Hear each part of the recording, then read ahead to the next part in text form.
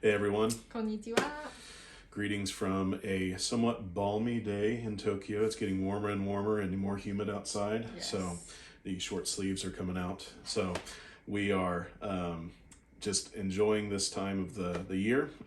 We've really enjoyed the weather and being able to get out a little bit from the colder season that we had earlier this year.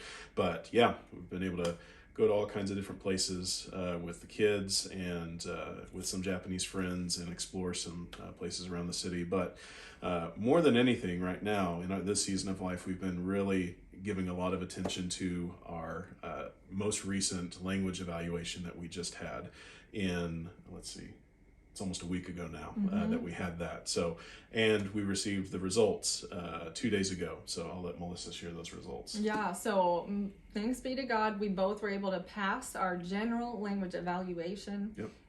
That just means we're able to speak on a number of general topics with a variety of different people at a decent level of language ability.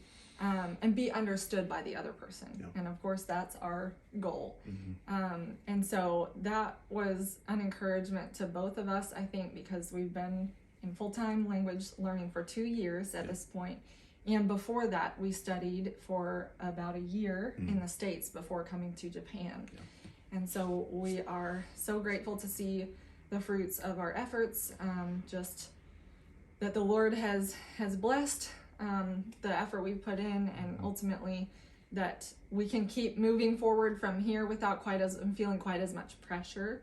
And even last month, God provided a new sensei, a Christian sensei, for me to start working with. And compared to even a month ago, my ability to engage about spiritual topics has grown, and I'm grateful for that, because on Tuesday following our language evaluation, I had sent the recording to my teachers to ask for feedback, and one of the unbelieving teachers asked me some questions from some spiritual conversation that was had in the evaluation. Why is our connection with God broken? What happened that broke it? What what is sin? Why am I a sinner when I've never broken the law or whatever? And so talking about God's law, about redemption, forgiveness, things like that in Japanese. I did not do it perfectly by any stretch of the imagination, but just being able to start even talking about topics like that is really exciting, and is just an evidence of the Lord's grace in our language learning journey. Yeah. And as you mentioned, we are growing in that aspect of the language. You have to learn to walk before you can run, and talking about spiritual things in Japanese is definitely a full-on sprint when it comes to comparison. But right now, since we've passed that general evaluation standard, we have to give focus to 3 different evaluations that we have to record and be evaluated on after that.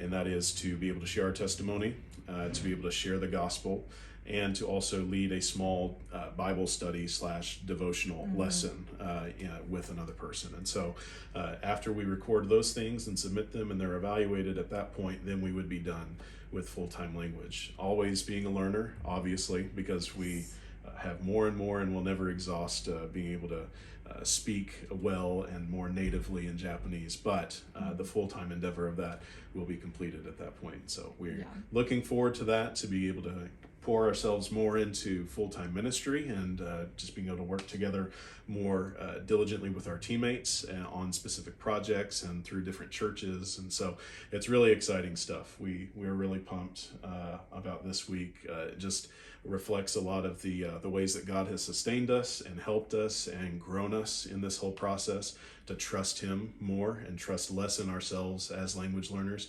Because as Melissa shared with some of our teammates yesterday, it's really easy to find your identity in a language learner.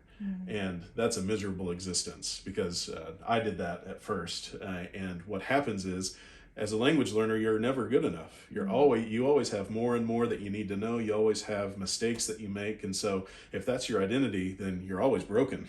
And so that's a terrible place to be. So thanks be to God that we are not that. We are who God says we are. We are His children, and God sees us through the righteousness of Christ. And so our efforts in language learning don't make us who we are. Yeah, it's important that we do that, but I think at the same time, we just need to always keep our focus on who has sent us here. Who has called us here? Yeah. Who does God say that we are?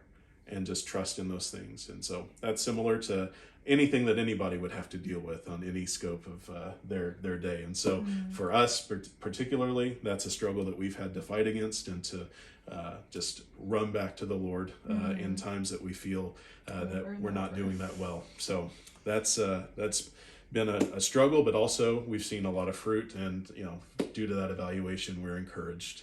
We're really thankful. We're really thankful for our teammates that we're serving alongside, that have always encouraged us and helped us along the way.